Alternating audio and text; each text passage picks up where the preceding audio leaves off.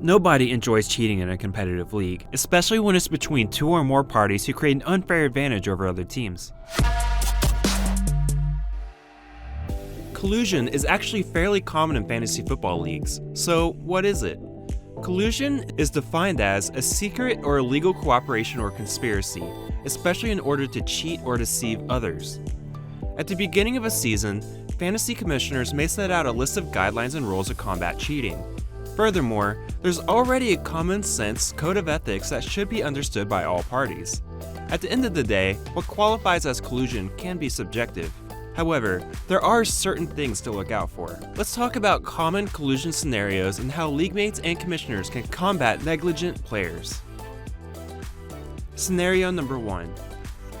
A more experienced fantasy football player makes a lopsided trade with the beginner. Is this collusion? In most instances, yes, but sometimes no. However, be careful before judging or vetoing a trade. There are times where someone is making an off-balance trade for someone who is high risk, high reward, and that's okay. Most of the time, off-balance trades have fraudulent intent. Luckily, there are systems in place so league mates can veto an unfair trade. I recommend having this in place for leagues who have beginners to create checks and balances. Scenario number 2. An experienced fantasy football player manages another team one week, run by a beginner, to thwart another competitive team. Is this collusion? Again, in most cases, yes, especially if you physically run their team on the site. Collusion is often defined in fantasy football as undermining another team, and this is a good example. The league becomes less of a free-for-all, and it unethically increases another team's odds for the playoffs. Would giving weekly advice be collusion? I'd say that's a gray area. However, calling the shots for every or most decisions for another team is uncalled for and could possibly lead to expulsion and/or forfeit of all winnings. Scenario number 3. It's the last week of the fantasy season before the playoffs, and you've guaranteed your playoff seeding. You're facing a team who you don't think will make much noise in the playoffs, and a win from them this week could knock out a more competitive team from the playoffs. To guarantee this happens, you decide to sit all of your good players and tank for the week. Is this collusion? Absolutely. You're essentially creating an outcome for another manager who has no control over your tanking outcome. Scenario number 4.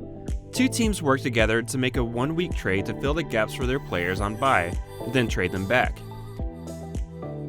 Team A has a quarterback on bye with plenty of running backs available, and Team B has all of his good running backs on bye, with 2 decent quarterbacks.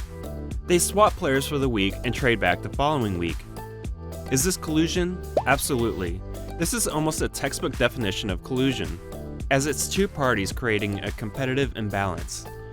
Fantasy football should be an individual game, with each team working on their own best interests. That means every team should be on the same field when it comes to waivers, trades, and bye weeks. When a team faces a hurdle, they must face it alone. One-week trades undermine the rest of the league by loaning players rather than trading. Scenario number 5. You notice in another matchup that a team has not filled in their starters and game time is approaching. That team is playing a major competitor of yours, and so you reach out to them. Is this collusion? I'd argue no, because it's not against the rules. I'd argue that if you only reach out to that specific person, then yes, it's Bush League. If you send out a league-wide text or email right before game time, then that's a gray area.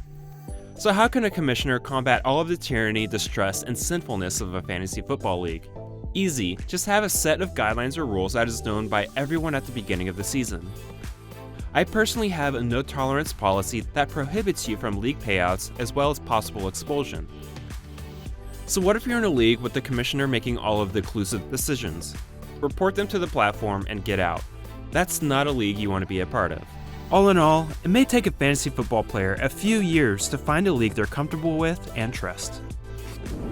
If you like this video, please subscribe and click that bell icon for future fantasy tips and strategies. Together, we'll do our best to prove to our peers that we have what it takes to become a fantasy football champion.